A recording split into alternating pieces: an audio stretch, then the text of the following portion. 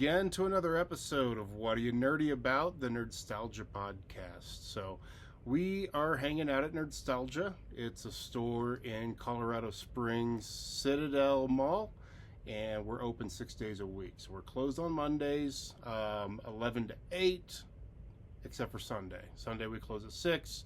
We will start opening at 10 a.m. after Black Friday. We even have Black Friday specials. I'm going to put a few of them on the screen right here so you can see that and see that we're going to have a couple of deals going on. There'll be some other ones in store that I thought of after the flyer, and I'm not making another one. I don't have enough time working 2 jobs and trying to do this podcast. So I am hanging out with Joe tonight. And Joe, welcome, man. Man, appreciate you having me. Thank you for coming on. And Joe, and AKA Fonte Flame, we'll talk a little bit about that a little bit as well. So, Joe, I knew before the store opened, and he's been in since the store's been open too. So, you know, we've been able to talk nerdy, whether it's wrestling, whether it's hip hop. You know, we nerds know how to bond. So, tonight though, we get to talk about some stuff that I'm not as nerdy about, and I'm excited to learn about. So, Joe, what are you nerdy about? All types of things, but tonight we're talking about Dragonball Z. Yeah. Dragon Ball, all that. Okay. All right. So, fill me in. Dragonball Z. I want to be a little bit more specific to that so I can learn a little bit more about that. But Dragonball Z, tell me a little bit about it. Yeah, so Dragonball Z was created by Akira Toriyama. And, you know, this it might be... everybody's usually starts off with Dragon Ball Z when they get into anime. Yeah. Or it might be Naruto, or it might be One Piece. But for me, it's always been Dragon Ball Z for the family, and we always loved it. It's a lot of fighting, so, you know, I mean, that sold me right there. It's like almost like, you can compare it to some of the fighting. It's like almost like a Japanese wrestling live action, or like, you know what I'm saying, but like seeing it just is so cool. All the different power-ups, all the different villains. They have a great rogues gallery, great set of characters. They're very relatable too, very easy to kind of you know, it's a good starter anime. Okay. Yeah, one of the best. Yeah, I've noticed that it's a good starter anime. I've got kids that have gotten into that one. One Piece was a gateway for one of mine. Dragon Ball Z was a gateway for another. Yeah. So, and I, you know, back in the Camelot Music days, FYE, those being in the malls, you know, I used to run those, and we'd sell all kinds of Dragon Ball Z DVDs. Yeah. And man, I wish I could sell that many DVDs again. Y'all need to quit streaming everything. Own the art. But Dragon Ball Z was one that I did see a lot of people really get into early, and then they'd graduate to other different anime. But, you know, it does make sense that Japanese culture and martial arts go hand in hand. I mean, Bruce Lee, so many different martial arts. Is it karate, kung fu, different martial arts for different parts of that region. So I'm not the expert to tell you which one came from where, but, you know, Asian culture, martial arts, very big. Fights, you know, the old Wu-Tang movies. And like I said, Bruce Lee. And, you know, I became a big Jackie Chan fan. And in the 90s, him and Chris Tucker, man, best buddy cop movie ever. So Rush Hour. Why are they fighting? Like, what is it? Are they defending something? Is it a good guy versus bad guy? Is it a tournament? Like, what's the purpose of the fights? Yeah, it kind of like started off like with Goku. You know, he pretty much crash lands on Earth. It's kind of akin to like a Japanese Superman. Okay. Because you know, like Goku crashes on Earth as a kid, grows up, and loses that, you know, they have the Saiyans, right? So the Saiyans are like this warrior race, and they have almost, you know, in the early depictions of Dragon Ball, they depict them as very savage people. So it's such a neat difference in Goku, because he grows up with the humans on Earth, learns, you know, human emotion, and he's very kind, wouldn't hurt an animal. Completely opposite from his Saiyan predecessor. So a lot of the fighting starts with pretty much Goku just defending Earth from the bad guys, just like Superman. Along the way, people join him, just like Superman. And then, you know, when it gets to Dragon Ball Z, that's when, to me, that's when stuff starts getting real, where a lot more serious villains coming in, and they, instead of like with in the earlier Dragon Balls, it's not really, these people are not really trying to take over the world. I mean, you got like Piccolo, and that's where you first meet Piccolo in the Dragon Ball. He's an old man, and then he gets his youth back, and then that's where we get modern day Piccolo, you know. But to kind of, it's just a lot of evildoers coming to Earth trying to mess it up, and Goku loves Earth, and you know, like he's got a family, you know, he's just trying to protect the people. So where did he come from again?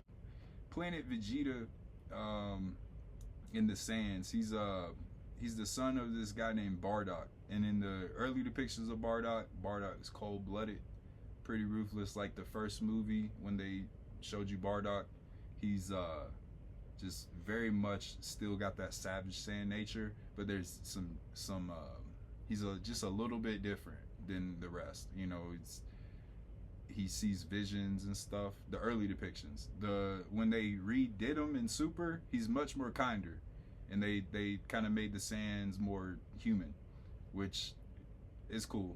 But yeah, he comes from Planet Vegeta pretty much. He was like considered one of the weakest Saiyans. Yeah, so they sent him away to Earth, because Earth weak at that time. Like they're one of the weaker planets. They don't have somebody that has that strength, so they send him there. So he was sent there specifically to be a warrior on Earth, where he could actually do something other than be the weakest link. Yeah, it's kind of like, you know, he was sent there to kind of take over, because they figured that planet might be easy for him to take over. But he's just not the same, man. He's different. Okay. It's a whole different cat. And he ended up falling in love with Earth. Yeah. And wanted to defend her. Yeah, he fell in love with Chi-Chi, and Chi-Chi keep him straight, man. Hey, Chi-Chi's pretty much like the baddest woman alive in Dragon Ball, bro. Like, she's the only person that made Goku go to his knees, because he's just, you know, he's in love with her, but he also respects her so much, you know. So it's pretty cool. But yeah, man, he just, you know, he's trying to save the world. So Dragon Ball Z was a sequel to Dragon Ball. Yeah. Okay. So he grows up in Dragon Ball Z.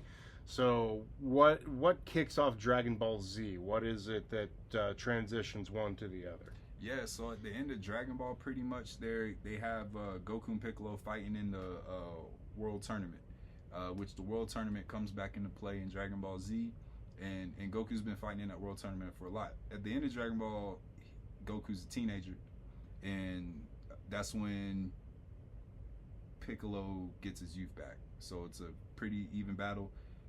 They go to war. Dragon Ball Z starts. Goku's brother, Goku has a brother that was born a lot stronger than Goku.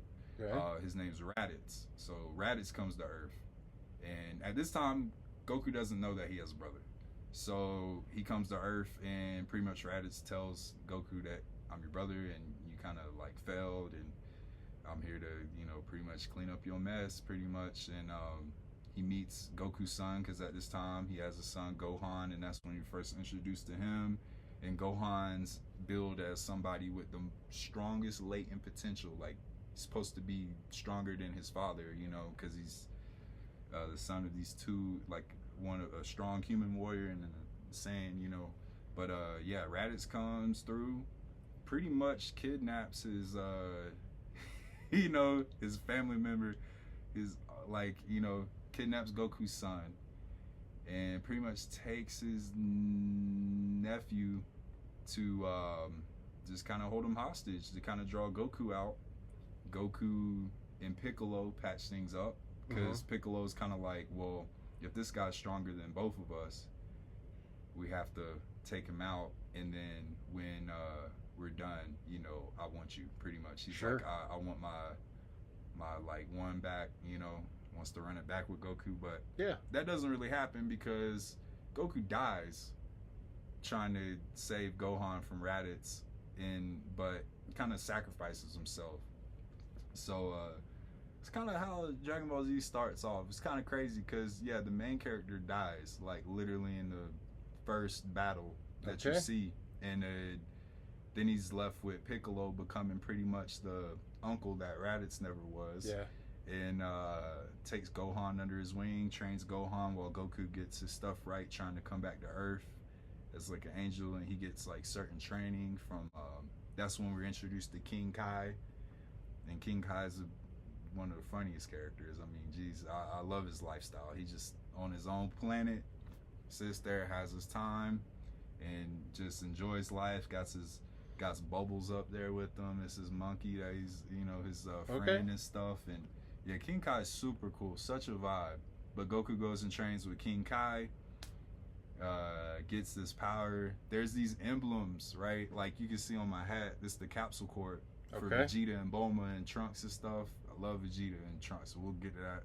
But yeah, there's an emblem that King Kai gives Goku when he comes back to Earth on his back of his shirt, and then Goku just goes crazy because at this point, when they're while he's training, 2 more Saiyans come to Earth, and they're Piccolo's trying to train Gohan to be prepared for this.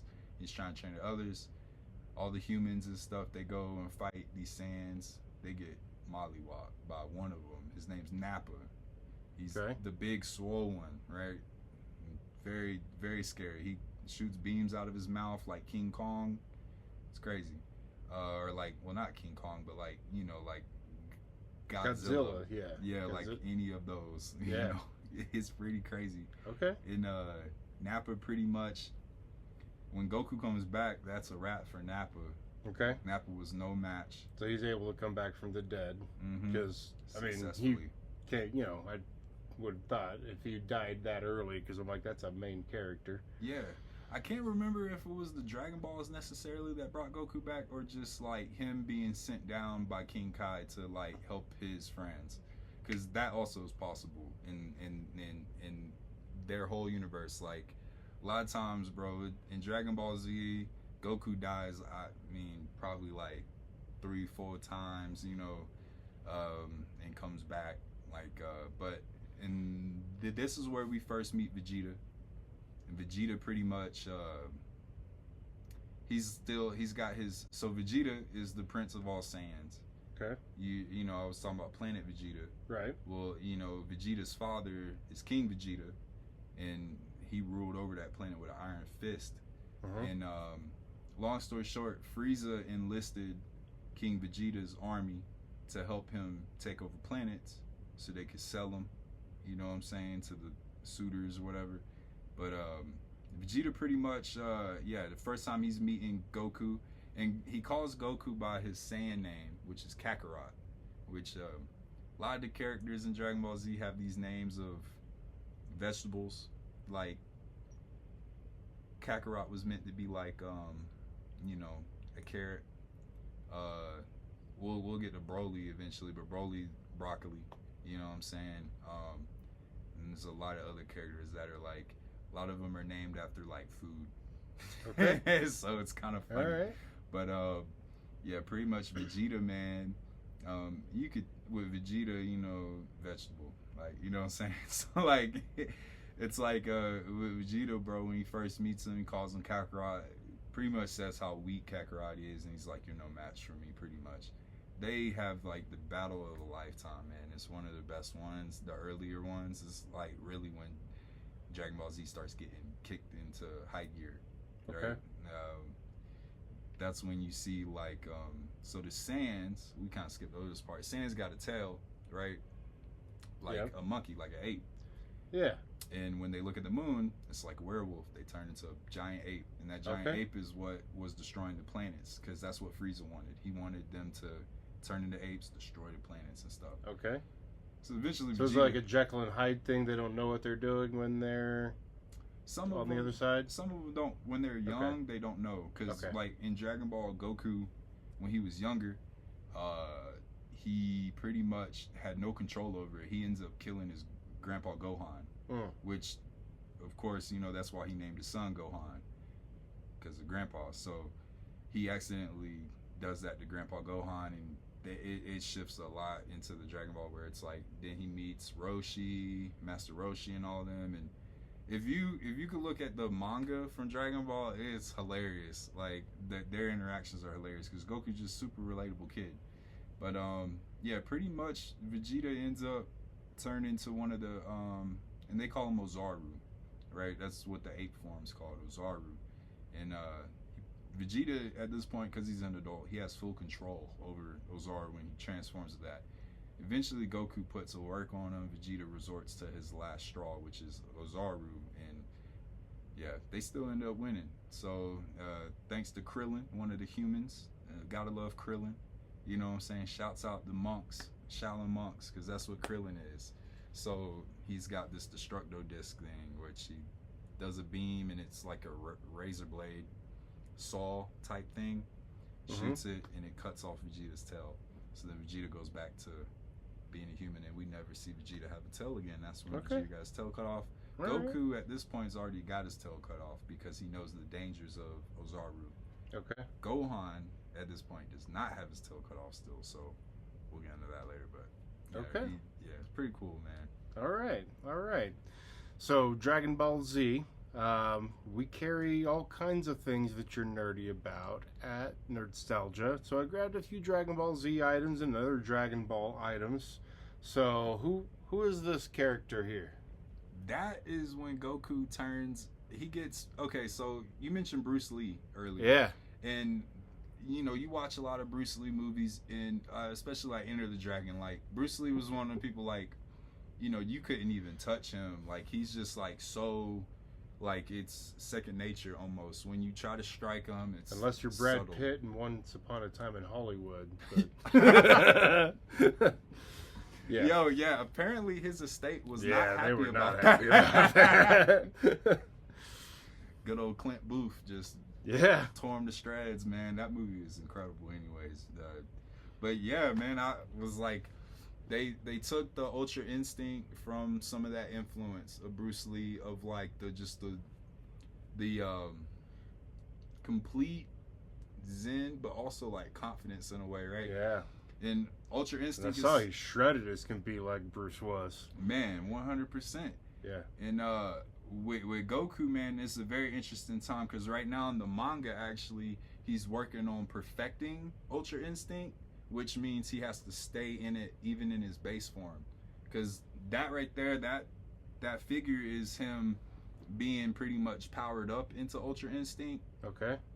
Especially at the end of the Tournament of Power, where it's like pretty much it's him fighting for the universe's survival. So it gets like Dragon Ball, it gets increased because like Dragon Ball, it's like he's fighting for humanity, but it's not that serious yet. Dragon Ball Z is when it starts to get serious, and then Super is when it's like, no, he's fighting for the universe. So yeah, that was him pretty much saying like the universe can't die. I gotta go all out, and he's going all out. But when he's in Ultra Instinct, like I said, Bruce Lee, right? So when people try to hit him, he's very subtle head movements. You know, everything's just easy. He looks like he's and he learns this from an angel called Whis, and that's something we'll get into too, because Dragon Ball Super is a whole that is just a whole nother arc, and it's just super cool. But that's like the strongest form of Goku you got on that action figure. Well, we've got a couple of Dragon Ball Z DVDs in stock too, so it's a greatest best of Goku and the best fights. So type of things that you can find here. Then you got what I heard is a total piece of garbage. Total. I saw that when it came out in theaters when I was a kid. Yeah. I had a friend, his name was Eddie Swain. Shout out Eddie Swain, bro. Me and him went and saw Dragon Ball Evolution in the theaters when we was like in 7th grade, bro. And man, we were so disappointed. Is it at least like, is it so bad it's good? Can you get into a lightened mood and laugh at it? I think maybe if you was to have a few drinks and watch it, maybe it'd be kind of enjoyable. I think the best thing about Dragon Ball Evolution was what was his name? James Marsters. He was on Buffy the Vampire Slayer. Okay. And Angel. Okay. You remember those series? Oh yeah. Yeah, James Marsters, his depiction of Piccolo is actually the only thing that's good about this movie. Okay. One of the only things. All right. I would also say Homegirl from Shameless's rendition of Bulma is not too bad either. Okay. Yeah. All right. Well, hey, he even has nice things to say about garbage. Got to. Got a. So this is Dragon Ball Super. So tell me about Dragon Ball Super. So there's Dragon Ball Z. Is Dragon Ball Super next? Yeah, so pretty much like the original canon was Dragon Ball Z, and then they got into Dragon Ball GT. Okay. But GT later on, they came out and said that it wasn't canon because they were planning on doing Super. Now, Super is interesting because there was a fan fiction artist who made pretty much one of the best fan fiction Dragon Ball series of all time. If you want to Google it, it's called Dragon Ball After Future. And Dragon Ball After Future, he did that, and I mean, it was so he stayed so true to the source material, and then added his own spin to it, where characters in Dragon Ball Super are influenced by Dragon Ball After Future. Goku Black, you probably seen him with the pink hair. Okay. There's a character in Dragon Ball After Future that is called Zycor, and Zycor is literally just Goku Black. Like it's so cool how they. But apparently, Akira Toriyama saw dude's passion, creativity, what he can bring. Yeah, man, and brought him on board to create Super, bro. So very cool. Such a heartwarming story. Considering Akira Toriyama's no longer with us, rest in peace. I think he picked the perfect successor. You know, the perfect protege, man. Yeah, because he picked somebody that did that on his own, made a whole series on his own. It's incredible too. Okay. Yeah. So, and Dragon Ball Super, this one, the Gamma one. If y'all haven't seen Dragon Ball Superhero, watch it. It's incredible. Gamma 1 and Gamma 2 are awesome. Definitely invoke that superhero title of the movie. As you can see, Gamma's got the cape, the ray gun. He's got the one on his chest. He looks like a full-fledged Japanese superhero. I love it. Okay. And then, so there's GT. I was going to ask about GT. So GT was a sequel that's kind of been, it's like Halloween Resurrection. It never happened. It never happened, bro. Exactly that. All right. So anything past Super? No, not yet. Super's still being written and stuff. Super's still being, like, I think they're going to have a new season, but a couple of the stories in the manga are not being animated, which I'm a little disappointed in, because they do have some really, really good stuff on there. But yeah, Super is just a continuation of the series. GT, like I said, no longer canon, but there's some awesome points in GT that they, oh, actually, I'm sorry, I forgot. Dragon Ball Daima is like a spin-off of Super. So Daima takes a little bit of that GT influences by bringing back the illustrious Super Saiyan 4. Okay. Which, I don't know if you heard about Super Saiyan 4. No, this is mostly, very little do I know. So good, I got you. Super Saiyan 4 is like in GT, that was like the coolest thing in GT. So I was glad that they brought that back into canon for Daima. Sorry for the spoilers, but if you haven't watched Daima, just be ready. But it's Daima, pretty much they have to go to hell pretty much, and they get turned back into kids, which is kind of like GT, man. GT, in the beginning, Goku gets turned into a kid. So I feel like Daima was just them rehashing it, like that whole story arc, and then putting another spin on it to where Goku unlocks this new form, and so kind of tight. Yeah, I mean, and it was a manga first, or was it an animated series first? What? Dragon Ball? Yeah, Dragon Ball manga first, and then and it's very comic booky, and I am a comic book nerd, so I totally get like the rehashing, using elements from this or that, 'cause this creator had this good idea and Well, we didn't like everything we went with there, so we got and I'm a DC nerd, so they just blow up everything and restart universes and whatever, man. It got me to quit watching eventually. I feel you. Hey, man, we've got different things like this mug. Come on. Hey, cold and hot, 2 different ways. Come on. And some action figures from Dragon Ball Super. Get the glare off of that. And a little model that I've got. A little plastic model kit from Dragon Ball Z as well.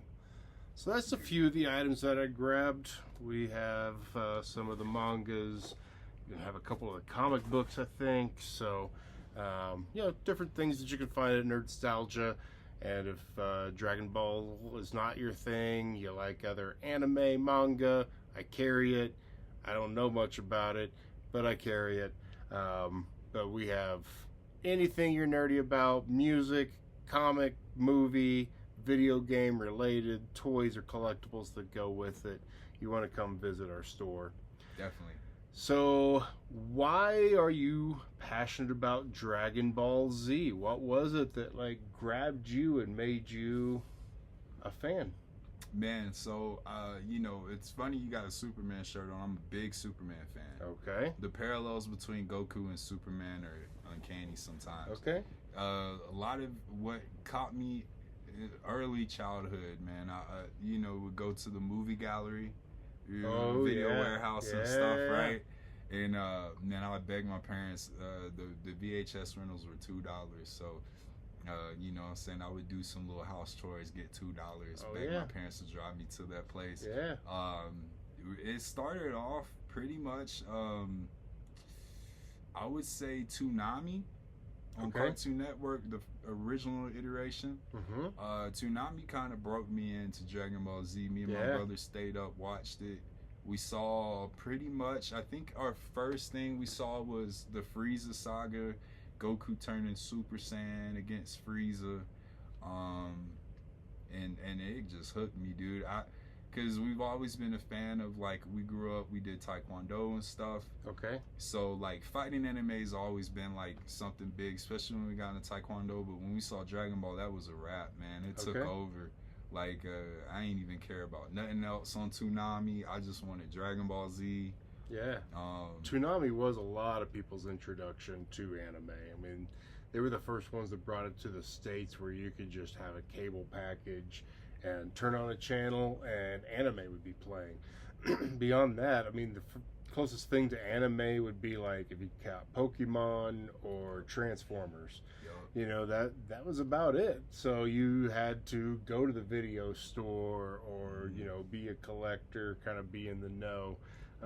Times are very different now, and you can learn about nerd things and get into nerd things, and man, YouTube is wonderful just to learn about it, and that's why we're here to help introduce people to new things. Maybe you wanted to get into Dragon Ball Z, you have no idea what it's really about, and I like to have people come on, talk about what they're nerdy about, learn about the property itself, learn why they're nerdy about it.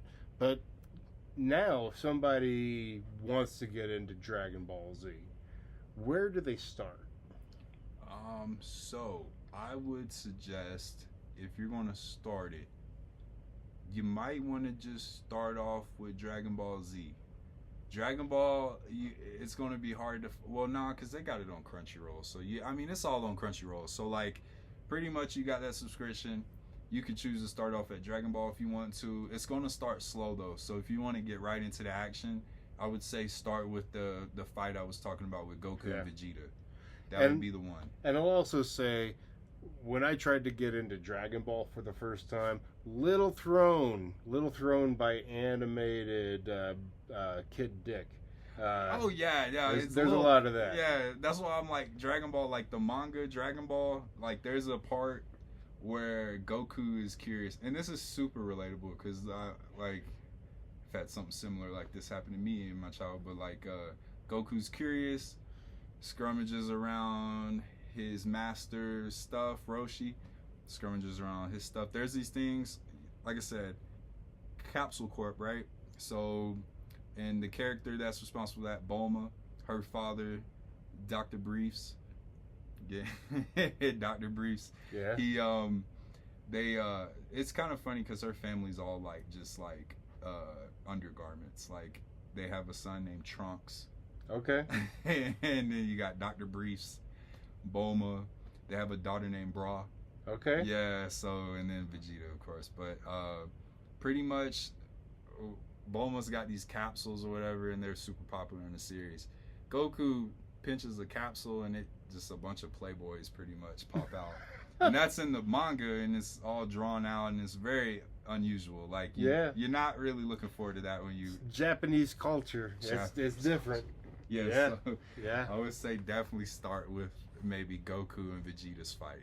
Yeah. Because after that, then you really...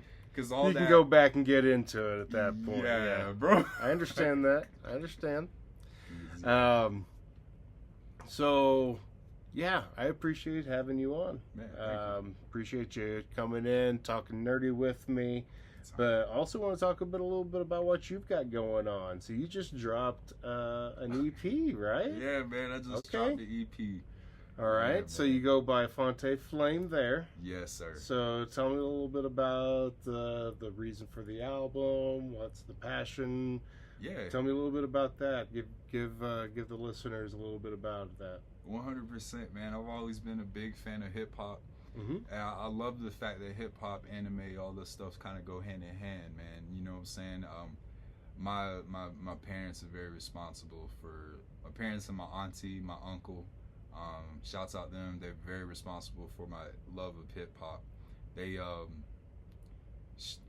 Tupac, Eminem, Biggie, Wu-Tang, Nas, all those were introduced to me at a young age. Right after, like, my first love was always rock music. Okay.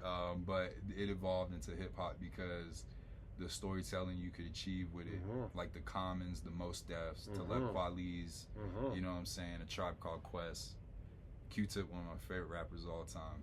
Good stuff. So man, good stuff. Yeah, well, all that stuff's good. Yeah, we can talk hip hop. We'll do another episode. Man, I would love to do a hip hop episode with you, man. I could talk your head off about it, but yeah, pretty much all those influences, man. I'm from a town called Columbus, Georgia. Shouts out Columbus, man. We ain't get a lot of love in Columbus, man. We share a border. It's like Alabama and Georgia border on that west side. Okay. So there's a lot of talent in Columbus that just never really gets to shine because it's not Atlanta. So doing music, I don't know, man. It's a long story, man. I always wanted to sing and stuff. I used to, when I was a kid, sing like John Legend and all these other artists. And then as I got older, I was like, really listening to Tupac when I was a teenager a lot. That kind of influenced me to write my own raps in high school. I never really had the confidence, though, to really spit them. I grew up with fun fact, I grew up with a speech impediment, like a stutter. And that developed when I was in kindergarten and stuff, so having to overcome that to kind of get over that fear of it. But music helped a lot because hip hop, you get in that rhythm, you start talking, spitting, rapping, and it helps with my speech, it helps with my stutter. So that always gravitated me towards it. Hearing like so many songs of Pac is, so influential, bro. And so then did my own raps. When I got to college, I was doing a lot of photography. And then after college, because I didn't stay in college long, I'll be honest with you, I dropped out. But same here. Two-time college dropout. Hey, let's get it, bro. Dude, it's like college is hard, man. It's a lot of money, and I don't come from no rich parents or nothing. You know what I'm saying? So you got to pay out of pocket for that shit. It's wild. But the music came when I started doing hip hop photography for a lot of people.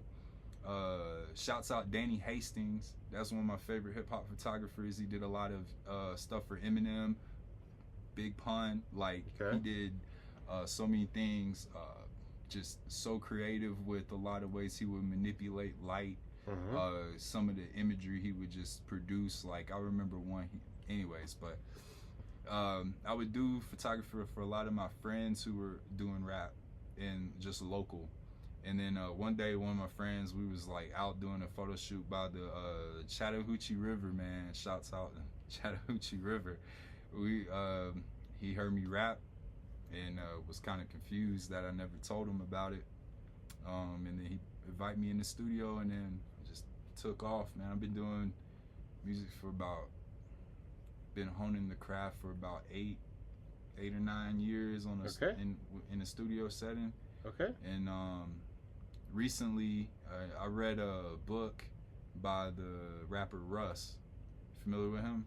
Yeah. Yeah, man. I read his book. He's actually got a second book out I want to get and read, man, because the first book changed my whole perspective on music. That's when I started making my own beats. Okay. And that just unlocked a lot of my creativity. So that pretty much where it kind of all started, man. If I ain't have my family and the support, but if I ain't have like a lot of my friends and stuff, man, too, I wouldn't be doing it probably. So very much blessed to be, where I'm at with that. A lot of so I my first artist name was Flock Haven. Everybody in high school used to call me Flock. Okay. So started with that, and then made a couple projects on like the SoundCloud days. This was like 2013, 15 through 17. And then when I moved up here, man, I really didn't know anybody with the music. So I just would kind of do it all myself, record off my phone, make my own beats. And I finally got my studio equipment now, but it took a while. Yeah. And right now I just kind of like finally settled on the stage name that I wanted, that I feel like best represents me. Like Fonte Flame, I was telling Chris before we started, like my mom used to call me Belafonte for Harry Belafonte. She said I reminded, because I think she said I talk too much, man. And Harry Belafonte, he took over the night show one time, and he's a very influential person, man. Fonte and then Flame for the southern roots, man. You got the Waka Flocka Flames and all that stuff. And a lot of that hip hop culture is like a lot of flame imagery. So, but yeah, the EP though, the latest one I dropped is a project called "You Should Smile More." And it's very near and dear to my heart, simply because that is a phrase that has been told to me a lot of times. You should smile more. You got a lot of things to, shine and stuff. Sometimes when you're in depression, battling demons and stuff, you can't see that light. And that, I wanted to name my project that to remind me to see the light a lot, So, it's 7 songs on that one. But my first album, which I'm very proud of, is 19 tracks, because my birthday's on the 19th of August. So I wanted to make, I wanted to have it to be symbolism. But that album's going to be titled 3 in Roman numerals. And you can find all this on Apple, Spotify. I'm the only Fonte Flame, I promise you. So you can search Fonte Flame and it'll come right up. And right here on YouTube. I use the YouTube music, so. Yeah, YouTube music. Yep. It's pivotal. All right. Well, thank you. We'll probably talk on here again. Hey. So appreciate having you on. And last invitation to come check out our store. Like I said, whether you're into anything nerdy, we probably got something for you. You're looking for unique gifts for Christmas time, birthday, we've got unique. So come check us out. You can check us out on socials at Nerdstalgia Shop, on any of them except for Twitter. Stay out of that cesspool. And nerdstalgia.shop's our website, the hub site for everything. You can shop with us, you can socialize with us, you can see where we're going to show up next. Colorado Record Convention is happening the November 22nd, so probably just a day or two after I get this posted, but always a great time. Hopefully you'll see us there, and maybe that's how you found out about us and checked us out. So until next time, get ready.